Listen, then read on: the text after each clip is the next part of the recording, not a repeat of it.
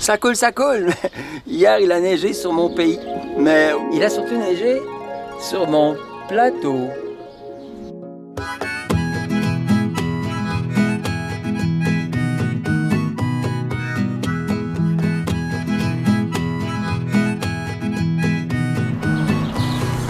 Alors, goutte à goutte, ça fond. Première semaine du printemps, mais c'est pas la première semaine pour entailler. Heureusement, je vous ai dit que j'avais commencé quelques semaines plus tôt, avant la pandémie, à 2 endroits à Montréal. Viens ça! Oui! On s'en va vers de l'autre arbre. Les arbres, ils ont tous des numéros ici. Entailler les érables, c'est bientôt le printemps. L'hiver interminable s'achève, il était temps. La sève sous la neige, irrésistiblement. Des racines aux branches montent inlassablement. Oh, oh, oh. Est-ce qu'il était capable d'accrocher la chaise? Oh, merci! Oh, il y a du bois, il y a du bois, il y a du bois qui sort. C'est bientôt l'allégresse, il est fini l'hiver. C'est la fonte des neiges, la débâcle partout. Les rivières débordent, le Saint-Laurent et tout.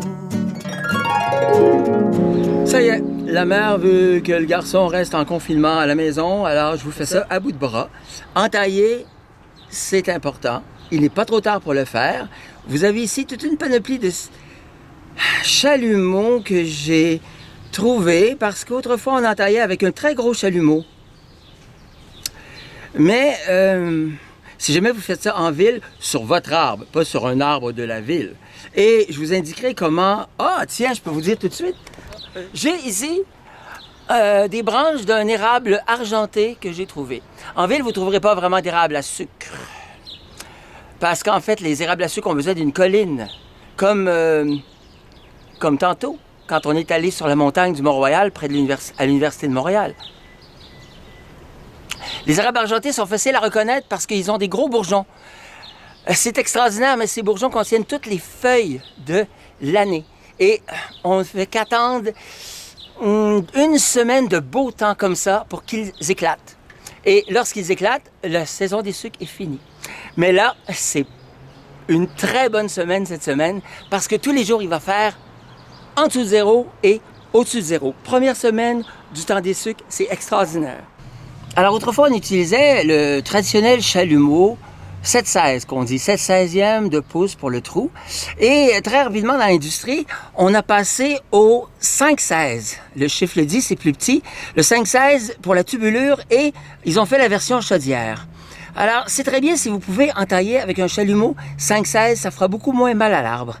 Mais ça fait des années que je fais une érablière urbaine à Ville-Saint-Laurent et j'essaie, et pour ailleurs, d'améliorer les pratiques et faire quelque chose que même l'industrie ne fait pas, puisque l'industrie doit produire. Moi, j'essaie de faire le moins mal à l'arbre. Donc, j'ai trouvé des producteurs artisanaux. Je dis artisanaux parce qu'ils ne vont pas produire en masse des chalumeaux très petits comme 1/4 de pouce. 1/4 de pouce, c'est plus petit que 5/16, parce que 1/4 de pouce, c'est 4/16. Mais j'ai même trouvé des 3/16. Là, wow! Là, par contre, je ne pourrais pas attacher une chaudière. Je vais attacher la chaudière au velcro. Je vais faire le test pour voir si ça coule bien. Je vais aller entailler demain avec ça. La compagnie qui fait le petit 3/16 fait aussi du 5/16. Tantôt, ma fille va porter une boucle d'oreille pour que je vous le montre avec le truc du bon côté. Voilà l'œuvre. On reviendra sur la grosseur des chalumeaux et leur impact sur les arbres qui se mettent à guérir dès qu'on fait le trou dans l'arbre. On reviendra sur les 7 érables qui poussent naturellement au Québec et les 4 qu'on peut entailler pour faire du sirop d'érable. Si vous voulez entailler vos érables, commencez par partager cette vidéo et devenir ami avec l'érablière urbaine du Capitaine Sirop. Et on verra au fil du printemps comment on pourra faire le sirop à la maison. C'est de l'eau bénite, 4, qu'on ajoute à l'eau qui bout depuis un matin.